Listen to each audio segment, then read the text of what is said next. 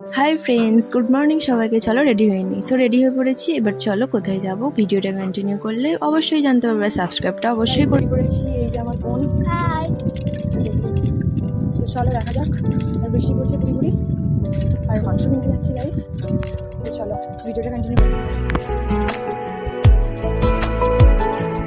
এই যে মাংস কেনা হয়ে গেছে, এবার বাড়ি যাবো। আর এই স্কুলেই আমি পড়তাম গাইস।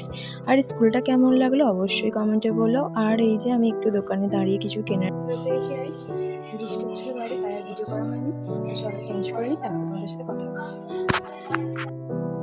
তারপরে ফ্রেশ হয়ে মাংসটা একটু বেছে ভালো করে ধুয়ে দেবো, আর মা রান্না করবে।